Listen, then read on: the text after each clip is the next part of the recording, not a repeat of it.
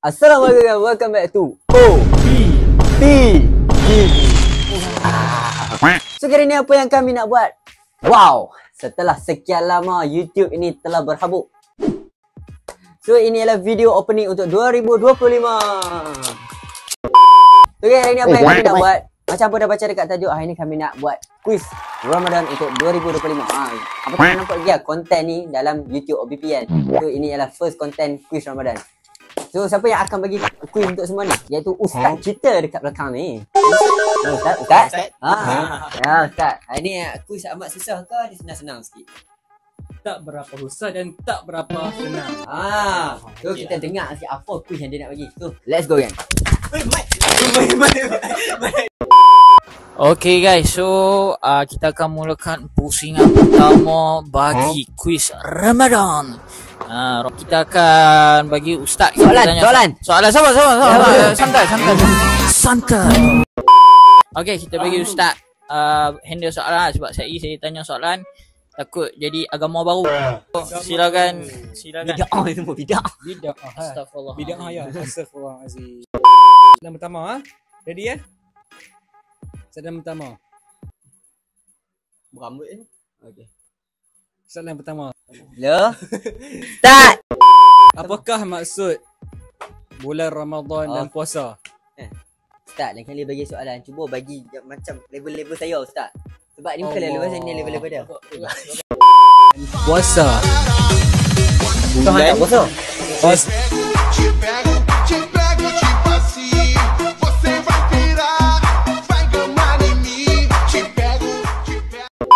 Astagfirullahalazim. Ya, silakan. Bulan di mana semua mukmin dan mukminat berpuasa. Mula daripada waktu subuh sampai terbenam matahari. Tak cerita sehari hang berpuasa gila. Apa keputusan? Tanya Jawapan dia betul, cuma kurang tepat. Apa yang lebih tepat ya? Bulan puasa adalah rukun Islam yang ke-3. Semua umat Islam yang mumayyiz dan baligh wajib berpuasa apabila masuknya waktu subuh sehingga terbenamnya waktu matahari. Betul lah tu tadi. So apa yang hampa faham dengan quiz tadi, soalan pertama tadi, cuba hampa komen dekat bawah. mata sekarang Aidil dan Adi nak panggil apa? Grup lah. Cendawan goreng.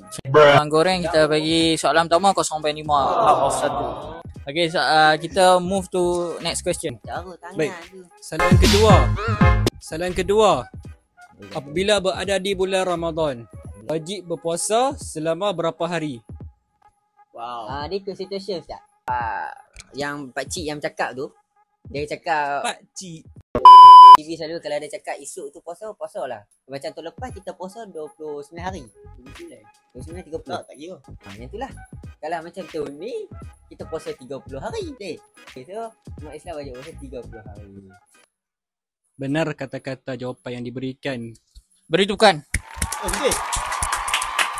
Okey, untuk soalan kedua mereka berdapat satu mata yang penuh. Marta pula tersyasha. So kita move to question number 3. Yang ketiga. Apakah Pasang Ustaz ni. perkara yang membatalkan puasa seseorang Islam itu? Berikan 3 contoh. Minum satu, Minum, makan satu. Simple. 3 tu. minum, makan. Tidur daripada lepas solat sampai bangun maghrib. Gila tak batal? Cuba komen batal ke tak? Batal tak? Bela yang dapat mana Ustaz ni. Ya. Tak apa mai saya bagi jawapan lah. Yang pertama betul lah. Apa yang kata tadi abang dua kata ni betul lah. Makan dan minum. Tapi satu lagi lah jawapan paling tepat. Bersetubuh di bulan Ramadan. Sebelah dia bukan tahu apa kan. So ni soalan nombor berapa tadi? Tadi Nombor 3. So dapat kita bagi boleh tu. 2.5 total. 2.5. Soalan 4 dan 5 true or false only. Jika suami isteri melakukan hubungan persetubuhan di siang hari di bulan Ramadan, adakah dia wajib membayar kafarah 2 bulan berpuasa berturut-turut? Okay, itu soalan keempat Ustaz. Soalan kelima. Soalan kelima. Benarkah malam Lailatul Qadar jatuh di antara 10 malam terakhir? Okay. So saya akan menjawab kepada soalan keempat. Tu apa? Kafarah. Kafarah. Kafarah. Kafarah tu masuk denda macam fidyah orang tak berpuasa. Berat. Untuk soalan keempat tu dia perlu bayar apa? Kafarah. Wajib ataupun tak wajib? Wajib untuk bayar. Wajib kan? Benar wajib. Soalan kelima hang jawab Oh ya aku Sampai Lailatul Qadar kan. So rasa tidak Tidak. kita tak tahu malam Lailatul Qadar tu jatuh bila. So ramai orang cakap yang jatuh pada malam 10 malam terakhir. So betul ke? Memang dalam hadis ada sebut, Oh ada sebut. Aduh. carilah malam Lailatul Qadar di 10 malam terakhir di malam-malam genap ataupun ganjil. Ganjil. True or false? Apa yang true or false? Jawapan dia ganjil. Betul lah tadi aku sebut ganjil. jadi aku sebut. Kita saja nak spin. Kita spin sikit bagi dia pening. Okay, itu beberapa soalan mereka mendapat betul lah dua-dua ni. So semua total adalah Ni. Jadi kita tak sedih 4.5 out of 5. So berikan tepukan Tuan Hasam. Okay, kita pergi dekat panel seterusnya iaitu Ustaz dan juga Me'an. So let's go gang. Alright guys, so memandangkan kami dah jawab 4.5/5. So takkanlah kita nak bagi ustaz mudah-mudah balik macam tu je dengan Mirul. Depa pun kena soal geng. Tak pernah dia buat orang ni. Kita buat dia.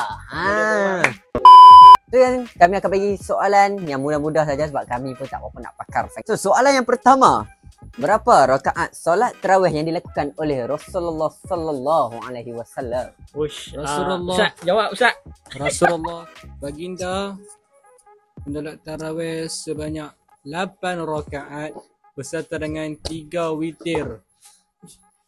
Betul lah. Okay. So jawapan dia Betul. betul kan? Betul. So 1/5 untuk hampa tanya kami tim apa nama tadi? Hampa nama tim apa? Cokiao goreng. Duduk.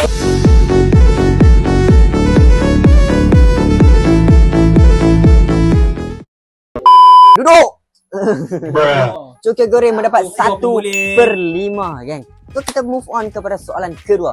Bof. Soalan kedua ni Saya jawab Ustaz. Saya yakin. jangan plesing Okay. sangat bagi ustaz jawab semua. Apakah hukumnya jika seseorang itu berniat puasa hanya selepas subuh?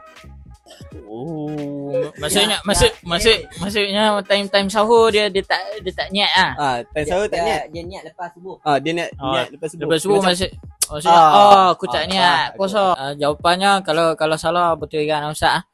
Jawapan dia puasanya tak sah. tak sah. Tak sah sebab Tak sah sebab dia tak niat. So, jawapan tu betul tapi dia ada tidak sah kecuali dia puasa sunat. Orang duk shoot ni. Dia ada salah.